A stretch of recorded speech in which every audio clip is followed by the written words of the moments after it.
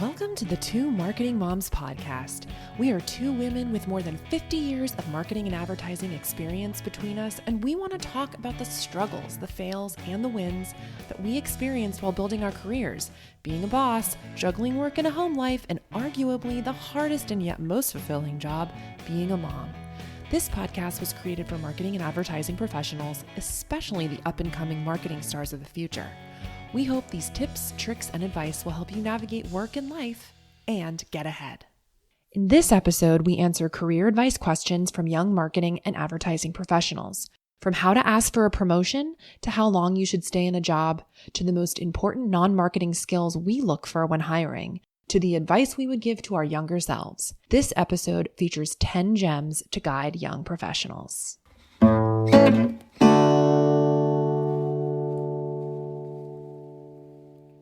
All right, they had some good questions in there, so I'm going to get going here. Let's see. This one's a really good one. They asked, how long should you stay at a job, even if you're miserable? Is there still a 1-year rule? And when do you know it's time to move on and find a new job? So I love that we are starting with this question because it is something I asked myself just about every few months during my first few years in the working world. If you remember from our very first episode, I graduated college and went into sales and didn't feel like it was a match for me. And then I went and became a corporate concierge, which was a bomb job, loved it, but it didn't fulfill all my hopes and dreams. There were definitely periods of unhappiness during those years, and I definitely wondered if I was going to find the place where I belonged. So that's why I love this question. So this is 3 questions in one, and I'm going to start from the top. And Kelly, please add something if you have any. I'm sure you have a lot to say about this too. So the first question is, how long should you stay at a job? And here's my personal take. I want yours too, Kelly. I think you should stay for at least 2 years. I think 2 years gives you enough time to really understand the company you're working for, their processes, time to really understand the client, if you're at an agency, your duties. It allows you to be long-term planning, not just day to day. And you can develop specific skills or a portfolio that you can then market in a new position, if it's in a new agency or a place, or even if you are working your way up. But with that said, I don't think there's a magic number. It's really, I think, more about what you get out of it. And from an employer's point of view, I mean, there's so much advice there. I did a Google search. I wanted to see what the internet was saying. And there's so much recruiter advice, which I don't know if is really helpful, honestly, because I feel like recruiters depend on a checklist of criteria to vet a candidate before they present them to a hiring manager. So they're a pickier, and, if you're not a recruiter, you're just an employer, you may have a different checklist. So you definitely do need to think of longevity in a position as it looks from a big picture, right? Whether you're going through a recruiter or going directly to apply for a position direct. If you just had one job that lasted shorter than a year, I think it can be easily explained away. There was a certain situation, right? But if you've jumped from job to job in short periods of time, like the leapfrog approach, it could work against you, I think. And leapfrog, I mean by using your job experience and salary to leap to another job where you get a boost in the salary or title, and then you keep doing that to work your way up the ladder.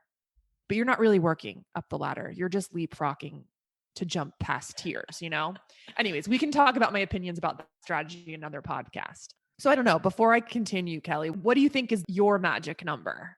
I agree with you that 2 years is the right amount of time to stay at a job. Where I do vary from you is that I think people quit bosses, not jobs. And so if that's your problem, that's a different problem, and that's a solvable problem. And Agreed. That's where and I've made this mistake, and we're going to talk about this on a failure episode at some point, where I didn't admit how I was feeling to a boss because I was too afraid. Yeah. And I don't think you should be afraid to tell your boss what your issues are? Is it something that your boss is Yes. doing that they just need to be made aware of? Is there micromanagement involved? Is there, what is it that do you want more autonomy? Do you want more independence? Do you want to feel like your Agreed. voice is being heard? So I think you need to give it a voice and express what your opinions are. And that's a mistake that I've made in my past that I won't make again. And I don't want the people underneath me to make that. So if they have an issue, I want them to make me aware of it, something I'm doing. I need to hear about it because as long as I'm aware that I can change it. If I'm not aware, Yeah. then I won't change it. And so I think that's the biggest issue is people think that this is the way things are. But if you actually voice your opinions, maybe you can actually report to somebody else. Agreed. Maybe you can realign the job and say, Yeah. you know what, I don't like this aspect of my job. Can I switch it with this person that they're better at XYZ? So express what it is that your frustration is. And you almost exactly answered what I was going to say to the answer of the question about being miserable. And I think, before you make decision based on your feelings, you have to take stock of the root of the issue.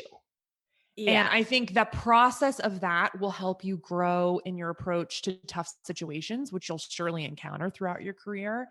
And this is where I think having a mentor or a group of peers to help you work through issues by being a soundboard is helpful. So if you find that root of your misery, which I think is often the broken communication between your boss or your coworkers, you need to find a way to address it and make it better. And I Yes. started thinking like one of my really good friends, really on very early in our careers, she invested her time into learning the skills to have difficult conversations. Mm. Whereas I kind of learned the hard way.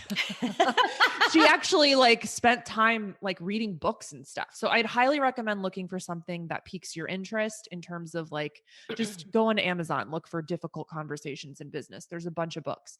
Or like LinkedIn Learning has courses on this. It's a skill we don't think about, but as you said, Kelly, like people quit jobs because of, their boss and their environment way more than just being miserable at the job with the actual work. Yeah. You don't want to stay a job that you're miserable at. So you got to do everything in your power to try and change it if you can. And if you can't, then you leave. Yep, totally. Okay, next question to Kelly. How do you find an advertising mentor? So for me, it's always come quite naturally. You just have to Me look in too. front of you. I have never had to look for a mentor. There are always people around who I can learn from. And maybe if they initially weren't a mentor, maybe they became a mentor later. It's a matter of being open to it. So you need to look and see, is there someone that you look up to within your agency or organization? If there's not someone inside your agency, look outside. There might be someone that you know or you previously worked for or are associated with. Who are your role models? Make the ask. Figure out a way to make a pitch to say, hey, and I actually did this recently. We're a part of the ICOM Association of Advertising Agencies, small advertising agencies. And there was another head of an agency, a woman who had more experience than I do running an agency. And I said, will you be my mentor? I still have to learn. We all have to learn. And she was excited to be asked. People are excited to be asked. So, make the ask, be brave to do that, make it easy for them. Take them to lunch, take them to pick their brain, let it involve organically. But there's, other ways to find mentors through advertising groups and networks and women's groups. And as I mentioned, my mentors were all my first bosses, I think, in my 20s, and it Yeah, it's so evolved. much easier to find one, I think, today because there's so many online resources. Yeah, that's true. And now it's funny because when you get to our level, you start to look for coaches or people that are at your same level that have similar experiences. So you just put yourself out there and ask. And we also kind of go in depth into this question a little more in our Add to DC interview. We do. That's correct. So just another plug for that. So the next question that people asked was, how do you ask for promotion? Ooh, this is a good one because I asked for many and got turned down. Um, as you, but I think when you're approaching this, it's so important to keep in mind that there are many factors that influence whether or not you will get a raise, many which are unrelated and certainly out of your control. But I think it comes down to three things. One, your performance. Two, your relationships. And three, your agency, account, company, economic environment, right? So I'll Yes. just say a little bit about those things. So your performance. How long has it been since you had a review or even your last raise? It's hard to make the case for a raise if it's been shorter than a year, unless you've had a huge win that warrants it, such as winning new business.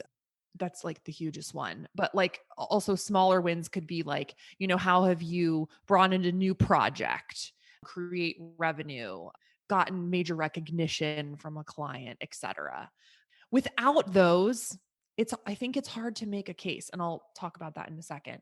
The second bucket, relationships. Do you have a boss that's going to be receptive, especially if they have to go to someone else and make the case to get the raise for you? If you don't have that, obviously that's going to be tougher. And then also, this also kind of ties back to performance, but have you had positive feedback from the person that you're going to ask the raise from? Have your coworkers, your clients, maybe even vendors talked about you in a positive way? And then also related, have you achieved goals from the point of view of the people that would be giving you the raise?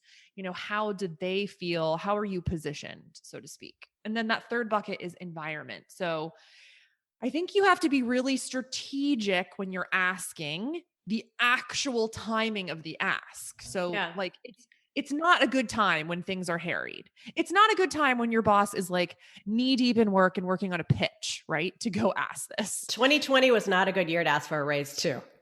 Yeah. 2020 wasn't, because economically, it's just hard to justify it for anybody, even though people really outperformed in so many ways this year and were, crafty and flexible and made things happen in such a tough time. So the other thing is the company doing well, right? That's something that may not be in your control. While your account might be killing it, there might be 5 other accounts that aren't. And that's just a factor you can't control. So I think to round out the answer to this question, I also have to address, how are you actually going to go ask for the raise, knowing that there's like lots of things that affect it, right? I think you need to research what you're worth, right? Absolutely. So there's lots of industry averages. This is from AMA magazine. And I know AAF does a yearly survey on this, but you want to kind of get a benchmark, right? It's going to be different in your agency or your job, also because of your geographic region, but you kind of just want to get a sense of where you should be, right? If you're way off, that makes a pretty good case. Second, going back to the performance, you have to have documents of your achievements. Like, don't go in for a conversation that's like super laid back about this. I think you need to have a piece of paper in front of you where your achievements, your accomplishments, your added value, places where you've made relationships, maybe even it's actual revenue numbers or stuff from accounting, if you have your hands on that, and create that compelling reason to ask for a raise. And then lastly, prepare yourself emotionally because there are so many factors, and no boss wants to have this kind of conversation with someone who's over emotional or acts entitled to the raise that they are asking for and don't yet have. So, anything to add, Kelly? I have 2 things to add. Okay, good. A, never ask for a raise by email. Oh, yeah, I forgot to say that. I meant to say ask face to face. It's got to be face to face, and I'm just in shock And no when that phone happens. either. No phone either. Like, get the emotional connection. That's the Don't same be thing emotional. with quitting a job, by the way. If you quit a job by email, that's just not a way to go out. The other thing I was going to say is don't make it a threat. Oh, yeah.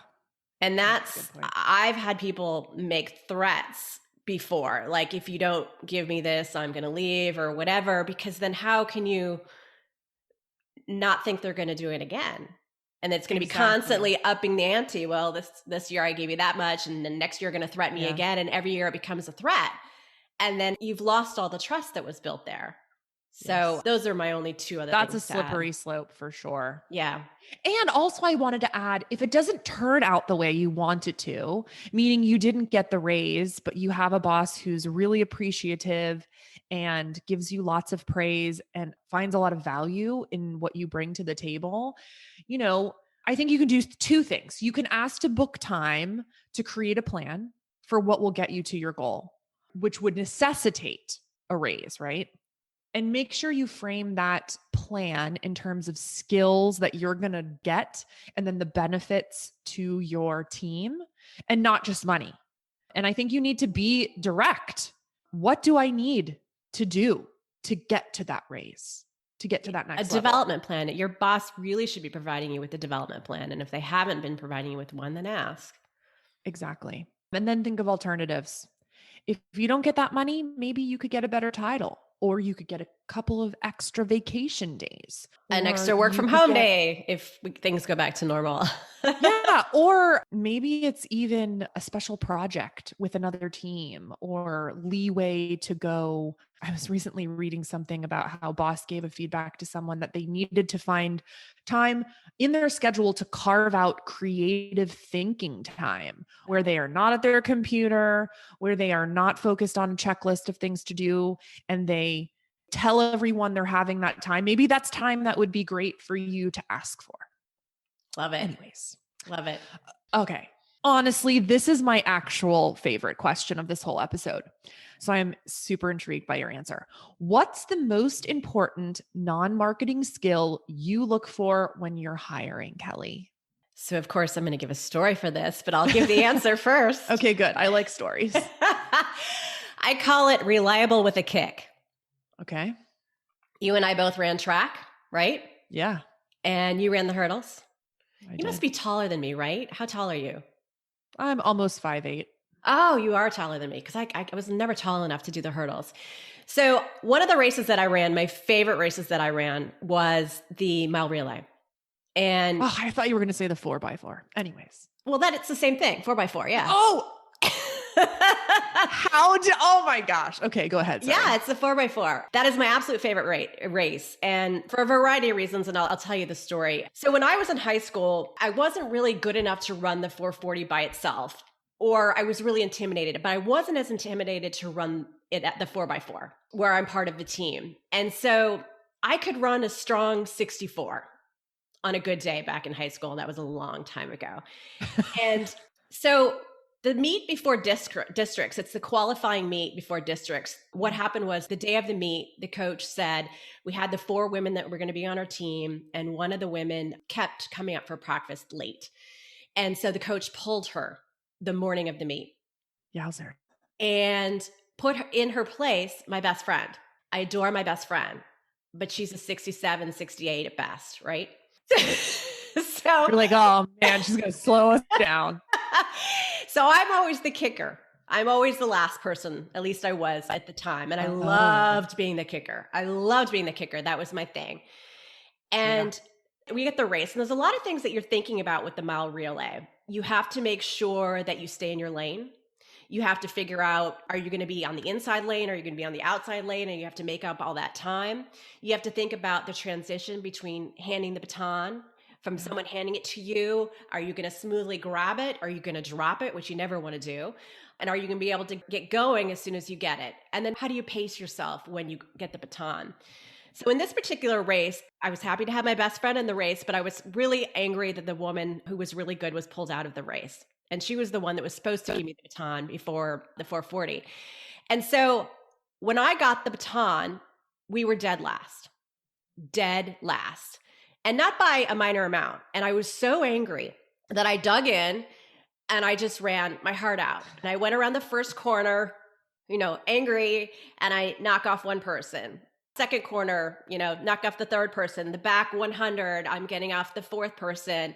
And I went around to the last 225 and I started to go all out. I picked off the fourth to last person.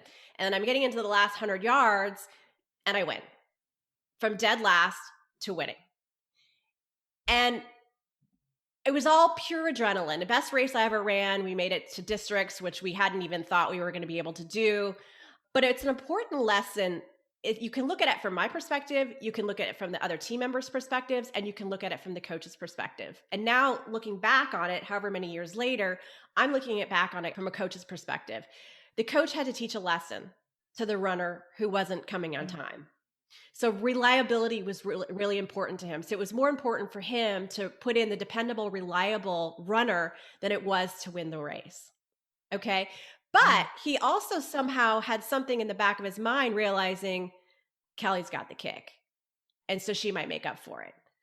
Yeah. So he had all of these things as a coach that he was able to pull out from each of us, which ultimately helped us win the game. And that's what you are as a leader, is you're trying to pull out these various things out of the various people that you work with, and you're collaborating with them. And so Yeah. that reliability with the kick is what I think is really important. And what does that mean? A reliable kicker is someone who has a strong work ethic, someone with integrity. They have fire, they have energy, they have confidence, they have someone who takes initiative. And so my job is really to take someone from an enthusiastic beginner to a self-reliant achiever. And it works both ways. And so that's my answer to that question. Reliable kicker.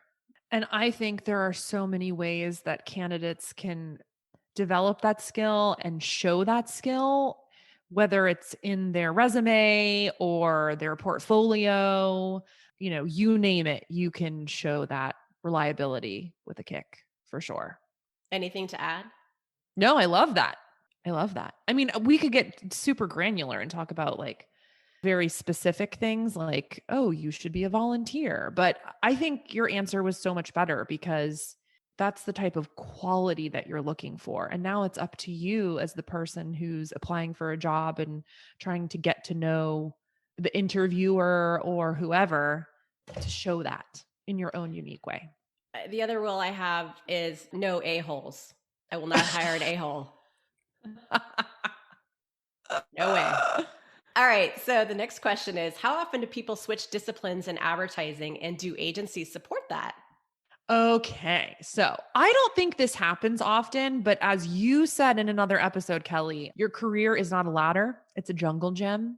And so this question made me think about a post I saw on Instagram that said, sometimes it's about the pit stops, Ooh, I which is love kind of similar to what that. you said, Kelly. I love Yeah. that. The account is called The Internship, with intern with a U instead of an E. They're actually a virtual internship program that connects people in the marketing and advertising world with industry members that embraces the detour, which I love. I had to really Uh, think about that. You have to almost say that slow to get that or visually see it. yeah, I know. And they feature a ton of rising advertising stars that have not had a straight line to get them where they can tap into their true passion. So all that said, it does happen. I think maybe the best piece of tangible advice I can give is that you'll have to prove your interest and skills in moving from one position to another, especially if your peers or boss feel like you're talented where you are, right? Like, why would I move this person if they're really bringing value to the table and we like having them as part of our team? So you'll have to make the case for why you'll be an asset in another department. I also wanted to say, kind of makes me go back to my argument for working in a small agency first. Obviously, that's where I come from. So I see it as where you can really get your hands in all types of different work, production, art, media buying. And from there, when you see the opportunity, you can make your case. I'm sure this is doable at larger agencies because they may be even more open to moving you from department to department because they have resource wiggle room Yeah. that smaller agencies have. But I do think it's totally doable. And if you want to, you should go for it. If you're young and starting off your career, there's no reason to get stuck in a rut so early on. Okay. Good answer. Good answer. Another question for you, which is very similar to what you were talking about. If you start out an Oh, agency yeah. with a niche, will I be adopting that niche for my whole career? And how easy or hard will it be for me to break out of that in my next job role? Yeah, I'm sure you'll have some opinions on this one too, Kelly. I love this question because it gets back to kind of what my mind initially goes is to the age old debate of should I be a generalist or a specialist? I'm 100% all in on being a specialist because I essentially have been my entire career for the most part. But that's also because I've been working for 20 years. So if I think back to my first couple of years of being in the working world, I think my overall advice, and I think I say this also in the Add to DC interview, is that go where the best opportunities lie for you at the time, right? You can't orchestrate the perfect job, right? So if the opportunity in front of you is a role that will help you sharpen your skills and knowledge in a niche, do it. You can always reevaluate after 2 years and see if you're happy or if you're wanting to learn outside of that niche and make the necessary changes, right? That's the beauty of being young in your career, is the ability to change. Um, and then on the other side, if it's a role where you're going to get more general experience, go for it, because you can always niche down when the right opportunity comes along. Let me end by answering the will it be easy or hard? And it really depends on how you position your experience and expertise in your next role. So it's a great opportunity for you to learn everything you know about marketing and advertising and branding to market yourself, right? So there's lots of skills and experience that you can learn while being in a niche that you can then spin and position as an asset to another niche or being a generalist. I also think that, define niche, right? Like if you Yeah. work at a big agency and you're working in retail, you could say retail is a niche, but it's quite a large one. Similar with nonprofit work. If you are a generalist who's been working in the retail niche and you want to work for nonprofits, there's so much that can be applied. And for sure, for profit experience is really valuable when you're trying to break into nonprofit. So I wouldn't get too bogged down in those little details. Anything to add? Well, yes, I would say the opposite in terms of when you're in college, when you're in your 20s, I think you need to have a broad as education as possible. Liberal arts, humanities, broad general advertising, and you narrow down later in your career. You absolutely want to narrow down later because that's how you sell yourself. But once you have the broad base, then you narrow down. So I think it's go wide first and then narrow is the approach that I would head. But again, I come from a different background with a, bigger agency background, and you started a smaller agency. And so you had that niche. So I think it really depends on the person and the interest, but that's my personal opinion. And where the opportunities are. Yeah, yeah. Because you have no control over what that is, right? Sure. But I agree with you. If you were looking at, let's just say something that's much more apples to apples. So a big agency or a big agency where you had either generalist or a niche opportunity, it may be that getting that general experience is better when you are just starting out. Okay, so my last question for you, Kelly. What advice would you give to your younger self just starting out? Rewind the clock. I love this question. I definitely don't want to go back in time. In your mind, rewind the clock in your mind. If I had, these are the things that I would do. And it's really a one-liner. I would have been more confident, way more confident, and care less about what people think. Those are the two things, hands down, that I wish I would have felt at the time. And I think that's a part of growth and comes with age and experience. Having more faith in my abilities, which is, hard to do when you're in your 20s because you don't really know where you stand. We've talked about this one. Don't play office politics. Just don't do it. Another one that someone told me was act as if you were already the VP. Act as if you're already the president of the agency. And what does that mean? If you think about what decisions a VP might make versus an AE, it gives your mind a little bit of a shift in perspective. You're looking at a broader view versus a micro task. And I think that's a big lesson that I would also bring in to think about things from a different perspective and how your boss is looking at what it is that you're doing and how it fits into the larger piece of the pie. It makes you, become more accountable and dress the part. If you come in a t-shirt, you may be treated like a kid in a t-shirt. Act the part that you want to be, right? We've talked about this many times. Read more, be a sponge, ask more questions, attend more conferences. I would have worked more on my writing skills, my speaking skills. Oh, me too. I would have learned to network better earlier. Yeah. Before LinkedIn existed. Before LinkedIn, I still have my old Rolodex. I still have mine too. I'd be afraid to see who was still on there that had the same number. Ask for more responsibility is a big one. Take more risks. That's what your 20s is for. And I took a lot of risks in my 20s. And I'm really glad that I did. That's the time to take risks, not when you have young children.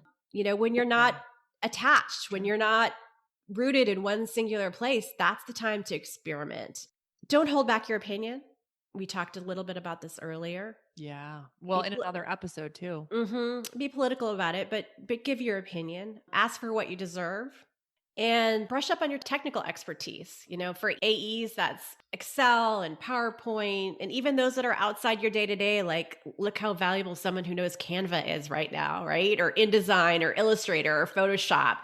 Getting those certifications gets me really excited. Does someone have Google Analytics, Google AdWords, Facebook certifications, PM certifications? Those sort of things really show to me that, this person is rooted in what they want to do and still continuously learning. Stress less, do more yoga. I would have told myself that.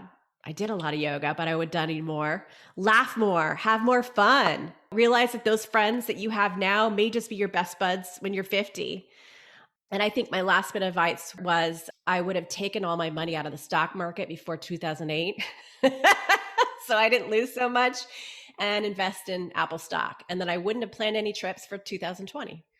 So those are my advice.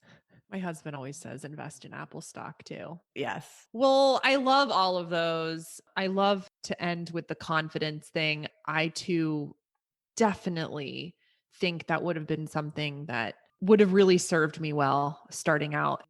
All right. Well, that's all of our questions today. Again, a reminder, follow us on social media so you can see the interview that we did with Add2DC. There are a couple of other fun questions for all of the young marketing and advertising stars out there. And follow us on social and go to twomarketingmoms.com. Thank you. Bye. We hope you enjoyed this episode. If you liked what you heard, please leave us a podcast review or send us a message at twomarketingmoms.com. And subscribe wherever you get your podcasts. Until next time.